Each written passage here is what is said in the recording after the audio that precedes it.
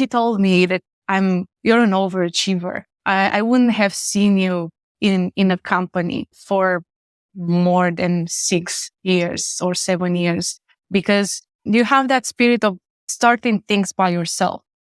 And that was something, because before that discussion, I wasn't thinking that I'm going to actually do something by myself. Morning, Anastasia. Welcome to the show. How are you doing this morning? Oh, good. Enjoying the sun, a little bit of light. Yeah. Yeah.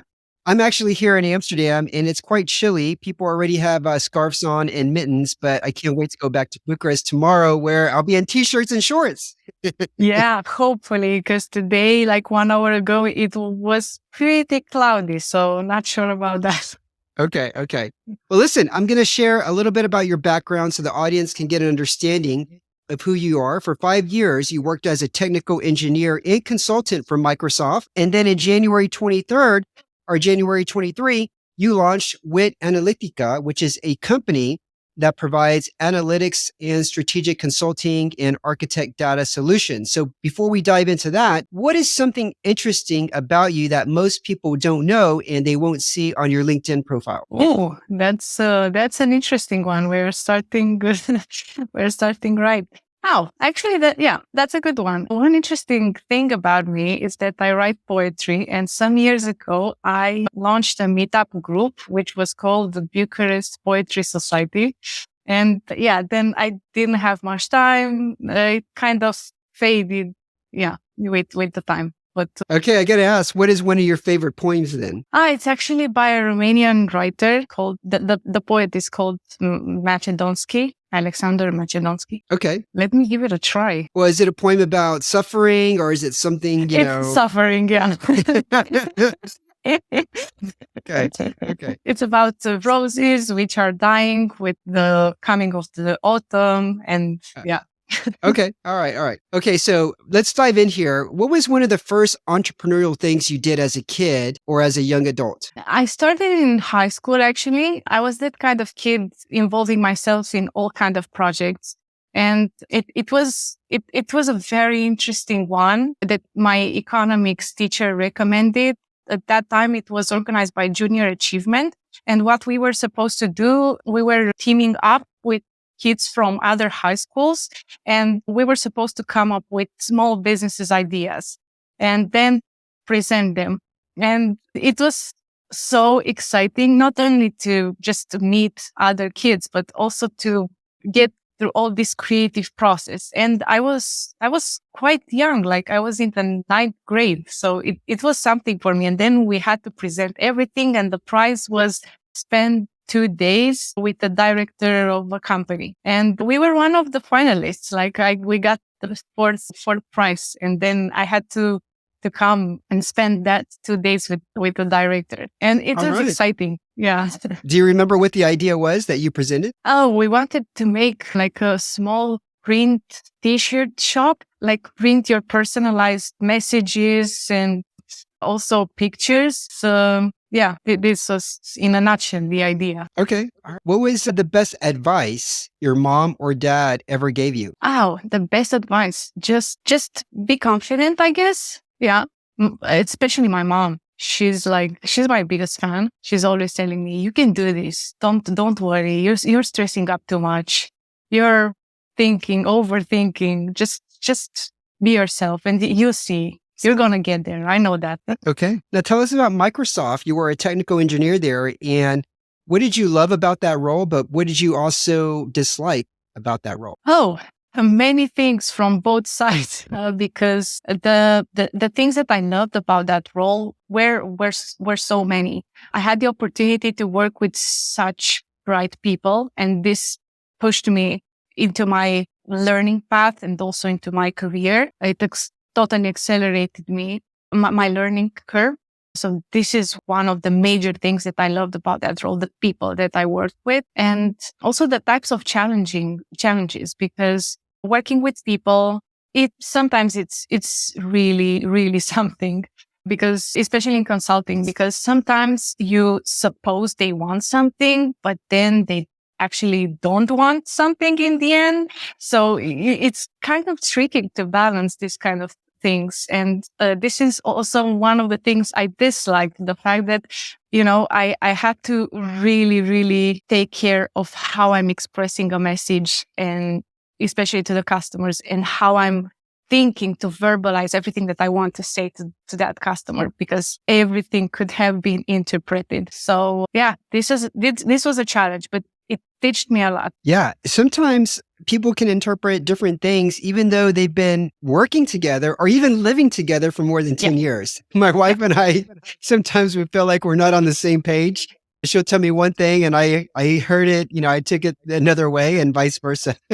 Yeah, but having such big responsibility, because for some years I was also a support engineer for SQL Server for databases, and we had risky cases like airports, troubles, and so on. So it wasn't only about solving the issue; it was also about the politics, let's say, behind that, or how I'm actually delivering that resolution. Yeah. So, but it teaches me a lot, and I'm applying a lot of things also in my company today. So I'm really grateful for that. Yeah. Communication among teams is probably the biggest hurdle that companies need to overcome. I think I remember in 1986, you probably weren't even born yet, Anastasia, but the Challenger spaceship from NASA, it took off. And then within seconds, it just completely blew up. And so when they tried to analyze what went wrong, at the core of it was just miscommunication among the different teams that were working together to build the spaceship. So that's a huge thing that I think most companies struggle with. Now, why does a person who enjoys working at Microsoft, working among so many different talented and intelligent people, go off and create their own startup? Sometimes when you're learning too fast, you want to get there to just see the next challenge. What could be more challenging than this and that and that and that? And you want more. And this is also what my last manager encouraged me in Microsoft. He told me that you're an overachiever. I wouldn't have seen you in a company for more than 6 years or 7 years, because you have that spirit of starting things by yourself. And that was something, because before that discussion, I wasn't thinking that I'm going to actually do something by myself. Even if my current business partner, he was discussing this with me, like, hey, why don't you join? I'm going to found this and so on. And I didn't have that confidence. But then after the discussion with my last manager from Microsoft, I said, maybe he sees something in me that I don't see. So maybe this is a sign, and I should just go out there. So it's about challenges. It's about how you want to be challenged, in which way at the end of the day. That's so funny. The conversation with your employer led to you leaving your employer to go start your startup. Yeah. That says something about the company. So yeah, it definitely does. So I love to hear how you guys got your first clients. Can you expand a little bit on that? The first client was just a freelancing, to be honest with you, was just a freelancing contract. So nothing special about that. And then we tried a lot of things. We tried, for example, approaching similar people that were doing also analytics, that were also in this industry on LinkedIn, and just build partnerships with them, like commenting on their posts, then discussing with them, going in their podcasts, and then they commenting to our posts. So maybe we could just help each other when we see a project fit. And this is how the next customer came, through a recommendation. And then from the first customer, he recommended us to another customer. So we saw that this recommendation worked really good. And now we want to take it to another level. We are actually in the process of building a personalized email tool, which is just doing all this reaching out to people job. Let's see how it will go. It's just in testing phase. So yes. Are you guys currently bootstrapping everything? Yeah. Okay. And did you guys attend any accelerators, or do you have any mentors to get started to help you guys out? Oh, not really. It's really early. For now, we relied on our own funds. Like we were kind of traditional, some of the people would say, and it's quite conservative. Let's say, until now, we were just working on projects, implementing hands-on solutions in order to fund our time to develop things. So for us, it's until now it worked fine. But now we are thinking of maybe options if we want to scale. So it's still a very early thing for us, just thinking about accelerators and investors and possible funding and so on. Until now, we managed to have our own funds and own projects that were supporting this. We're 6 people now. Can you walk us through a use case or one of the projects that you guys have done, and what did that look like? One of the projects I really liked was recommendation system we made. It's for an email marketing customer. And this customer is basically a marketplace for publishers and advertisers. So we were building behind a system which is recommending the best offers for both sides, also the publishers and also the advertisers. We worked quite a lot on that, but the customer paid it. So we were like... Okay. So you're somebody who speaks the language of data engineering and database administration, business intelligence, reporting, data science, data visualization, machine learning, storage, ETL, data pipelines, right?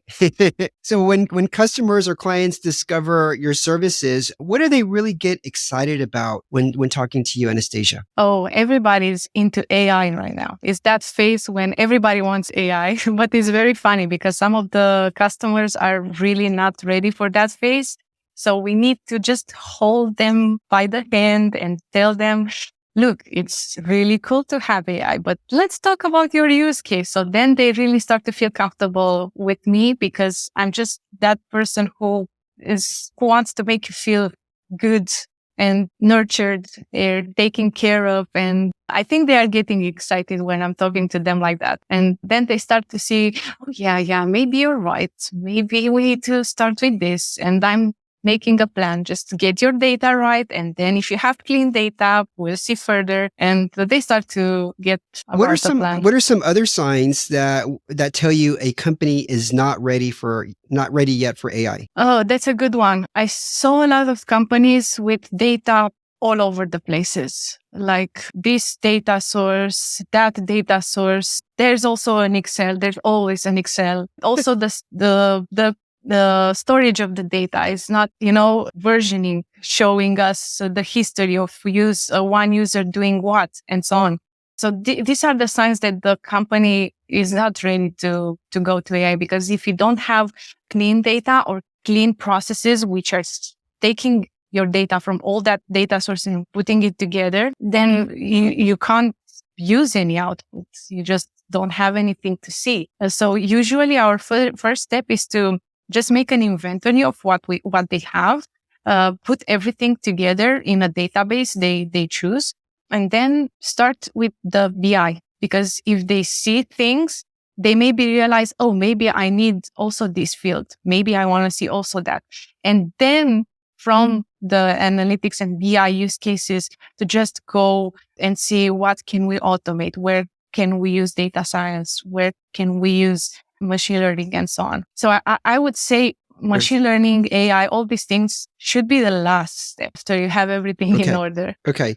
Now let's imagine there's a startup that's doing, let's say, $1 million in ARR, annual recurring revenue. And what are some good tools that they could utilize if the focus is on having clean reporting? What are some of your favorite tools, Anastasia? I'm always saying for BI, Power BI is a very good tool for beginners because you can just download it for free and then you can start connecting your data sources. It's the easiest way you can start with analytics. And then regarding storage and databases, here it very much depends on what type of developer you are. Are you working with structured data? Are you working with dictionaries? Are you working with data which needs to flow continuously? Here, it's a matter of how big what's the size of your data, and also how fast you want it to be flowing to your report. What we saw, a lot of startups in terms of, let's say, data storage and data transformation, they mostly choose cloud, either a virtual machine hosted in cloud, either platform as a service. It very much depends, again, of the size of the data. And yeah, we saw it's really easy to start with Snowflake Cloud or with Azure, but it's a flexible way other than just buying hardware. Yeah. The startups usually don't do that. Okay. So, okay. Now, what are some of the obstacles that you faced this year in trying to get Wit Analytica off the ground and get some more traction? we actually, because most of our customers are in US, last summer we felt a little bit the fact that the interest rates grew, the investors were not so open to just give funds to startups. For example, we collaborated with a startup. They were one of our customers, and then they came and they told us it's just a matter of the fact that we didn't receive the last round of funding. So we can't invest in analytics anymore. And yeah, we had to postpone. It was quite challenging because they were an important customer of ours. But then we started to come up with the idea of this hyper personalized email tool that we're working on to maybe reach out to new people and do this fast and in big, so to say. Is it currently in beta? Are there any of your clients that are testing it right now? We just signed with the customer. For now, we tested for ourselves, so not an external customer. But we signed recently with the customer, and we will start testing. It will be just a demo. Hopefully, they will like it. Okay. All right. Now, earlier you said that LinkedIn has been vital in terms of getting potential clients and also partnerships. What were some of the tactics that you use aside from just engaging with their posts and getting to know them that way? Was there anything else? Like, did you offer, I just want to know, share with the audience any recommendations or strategic suggestions in trying to grow a service-based business when you have potential clients that are not in your local market and could be across the pond? We started for some months to write a lot of articles about things that we see, things that we encountered that our customers and so on. And in the beginning, we were writing articles, we were posting them on LinkedIn. Nothing major happened, but we saw that with the time, if you're consistent and you just form this cadence of posting at least one time per week, we were starting to get traction. And then we correlated this with going to live events and presenting things to audiences and then use that content for new LinkedIn posts. And now it's starting to be way much better. And I recommend this. Even if in the first months you might say, it's too difficult. I'm writing this. I have so little views. It's not going anywhere. Just be patient. It will go there, but make sure you're doing that every week. Okay. I would say, it's a must every week. All right. Is it still just you and your co-founder, or are there other new members of the business? Writing articles, you mean, or? No, for the business in general, for the company. Or in general. Yeah. So it's the two of us, the founders, and we also have 4 people. They are our employees, but we like to see it not, it's an employee. No, it's just, they are our friends. So we really like to look at them like that. Are they from Microsoft too? It feels like, no. No. Okay. All right. Well, I've got a few rapid fire questions. That would have been tricky, I would say. Yes, it would. Yeah. I have a few rapid fire questions for you. And just give me the first answer that pops into your head. Are you ready? Sure. All right. A favorite TV show you can watch again and again? Oh, that's an easy. Friends. Okay. The most interesting thing you did in the last 26 days? Sorry, you said I should answer fast, but I really have no idea. Hey, you got on the podcast. I get in the podcast. Yeah. Okay. Exactly. The next one. What is an unusual food or drink that you consume? It's actually a Romanian soup. I'm trying to be fast here. Trip soup? Yes. They accidentally delivered that to me, Șorberia, one time. And it wasn't the normal goulash that I order because I like goulash. And I was like, what is this? And my wife was like, oh, that's like what you said, trip soup. Yeah, it's actually the pork. Yeah, exactly. Trip soup. Yeah. So I let her have it. I wasn't interested. Yeah. Okay. Last question for you. Instead of flowers for Valentine's Day, you would rather receive? Actually, I really like, does it count if I like bambus plants? Okay. Yeah. For a bonsai? Yeah. Is it counted those? Okay. Of course. Because I would rather receive these kind of things than flowers. All right. All right. That's a true one. Anastasia, thank you so much for coming on Innovators Collab. Thank you so much for having me. And I hope I shared interesting things for your audience and for you. And I really liked talking to you. Yeah, we'll put links to Anastasia's LinkedIn page as well as the link to witanalytica.com on the show notes. Everybody, for listening, thank you for joining in. I'll be back next week as we interview another inspiring and innovative European startup founder. Thank you.